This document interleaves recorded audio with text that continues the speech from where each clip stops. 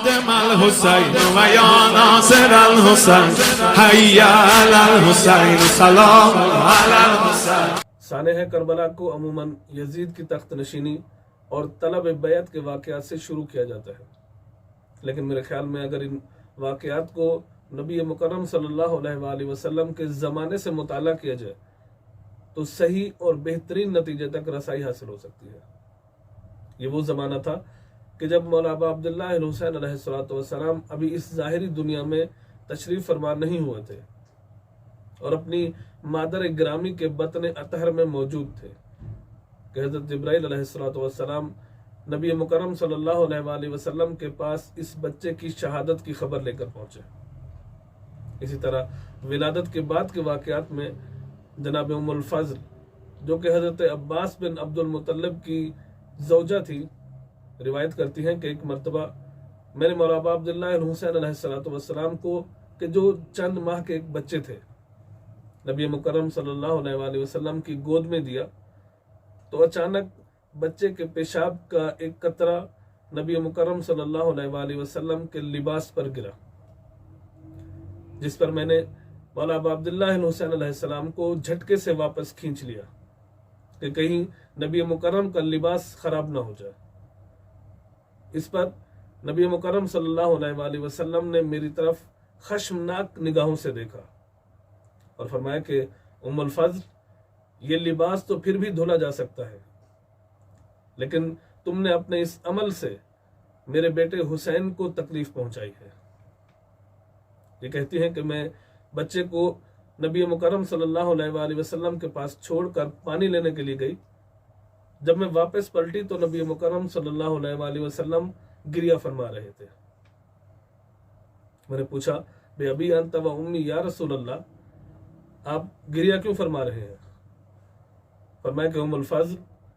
ابھی جبرائیل خداوند متعال کا پیغام لے کر آئے تھے اور کہا کہ آپ کے اس بچے کو آپ کی امت کربلا میں 3 دن کا بھوکا پیاسا قتل کرے گی. اور پھر دعا فرمائی کہ بار الہ ان لوگوں کو جو میرے اس بیٹے کو قتل کریں گے یا اس کے قتل میں حامی و ناصر بنیں گے انہیں میری شفاعت سے محروم رکھ. سید ابن طاؤس تحریر فرماتے ہیں کہ راویان حدیث کا بیان ہے کہ مولا ابا عبداللہ الحسین علیہ السلام کی ولادت کے 1 سال بعد نبی مکرم صلی اللہ علیہ وآلہ وسلم پر 12 فرشتے مختلف شکلوں میں نازل ہوئے اور بیان کیا کہ آپ کے اس بچے کو، آپ کے اس بیٹے کو کربلا کی سرزمین پر 3 دن کا بھوکا پیاسا شہید کیا جائے گا. اس کے ساتھ وہی سلوک کیا جائے گا جو قابیل نے حابیل کے ساتھ کیا تھا. اس پر تمام ملائکہ مقربین نبی مکرم صلی اللہ علیہ وآلہ وسلم کی خدمت اقدس میں حاضر ہوئے اور تسلیت و تعزیت عرض کی. اس ثواب کا تذکرہ کیا کہ جو مولا ابا عبداللہ الحسین علیہ السلام کو شہادت پر عطا ہوگا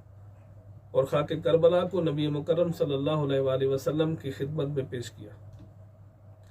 اس پر نبی مکرم صلی اللہ علیہ وآلہ وسلم نے اپنے دست مبارک بلند کیے اور دعا فرمائی کہ اللہم اخذل من خذل وقتل من قتل. پروردگار جو میرے اس بیٹے کو تنہائی میں چھوڑ دے، جو میرے اس بیٹے کا ساتھ نہ دے تو اسے چھوڑ دینا، اور جو اسے قتل کرے بار الہ تو اسے قتل کر، اور جو اس کے قتل میں شریک ہوں، حمایت کرنے والے ہوں، ناصران ہوں، مددگار ہوں، تو ان کو اپنے مطالب میں، ان کو اپنے اہداف میں کبھی پورا نہیں ہونے دینا. سید ابن طاؤس تحریر فرماتے ہیں کہ مولا ابا عبداللہ الحسین علیہ السلام کا جب ظاہری سن مبارک 2 سال تھا تو نبی مکرم صلی اللہ علیہ وآلہ وسلم اپنے اصحاب کے ساتھ کسی سفر پر تشریف فرما تھے. وسط راہ میں ایک جگہ پر رکے اور فرمائے کہ انا للہ و انا الیہ راجعون، اور مسلسل گریہ وزاری فرما رہے تھے. لوگوں نے آپ کے رونے کی وجہ پوچھی تو آپ نے فرمایا کہ یہ جبرائیل امین ہے، یہ مجھے اس زمین کی طرف نشاندہی کر رہے ہیں، اس زمین کے بارے میں بتا رہے ہیں کہ جس کا نام کربلا ہے، جو نہر فرات کے قریب ترین ہے.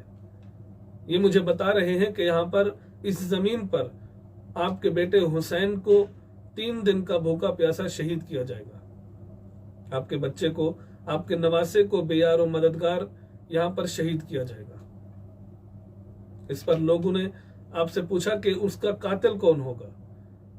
آپ نے فرمایا کہ رجل اسمہ یزید، میرے بیٹے کا قاتل یزید نامی ایک شخص ہوگا۔ میں اس مقام کو دیکھ رہا ہوں کہ جو میرے بیٹے حسین کا مدفن قرار ہوگا۔ اس سفر سے نبی مکرم صلی اللہ علیہ وآلہ وسلم انتہائی غمگین حالت میں واپس پلٹے۔ مسجد میں آ کر خطبہ ارشاد فرمایا اور اپنا دایاں ہاتھ مولا امام حسن مجتبیٰ علیہ السلام کے سر پر اور اپنا بایاں ہاتھ مولا امام حسین علیہ السلام کے سر پر رکھا اور دعا فرمائی کہ بار الہا، میں تیرا بندہ محمد اور رسول ہوں، یہ میرے بیٹے، یہ میری ذریت کے برگزیدہ ہیں، میں ان دونوں کو اپنی امت میں جانشین کے طور پر چھوڑ رہا ہوں۔ پروردگار، تیری طرف سے جبرائیل امین نے مجھے پیغام دیا ہے کہ میرے اس بیٹے کو 3 دن کا بھوکا پیاسا کربلا کی سرزمین پر شہید کیا جائے گا۔ پروردگار، میرے اس بیٹے کی شہادت کو مبارک قرار دے اور اس کے قاتلوں کو اور ان کی نصرت و مدد کرنے والوں کو بے برکت اور نامراد قرار دے۔ نبی مکرم صلی اللہ علیہ وآلہ وسلم کا خطبہ طویل تھا اور اس قدر غم اور حزن کی کیفیت طاری تھی کہ تمام سننے والے رونا شروع ہو گئے۔ اس پر نبی مکرم صلی اللہ علیہ وآلہ وسلم نے فرمایا کہ اتبکونہ ولا تنصرونہ، اے لوگو، تم ابھی رو تو رہے ہو، گریہ کر رہے ہو، لیکن میرے بیٹے حسین کی نصرت و مدد کے لیے تم لوگ سامنے نہیں آؤ گے۔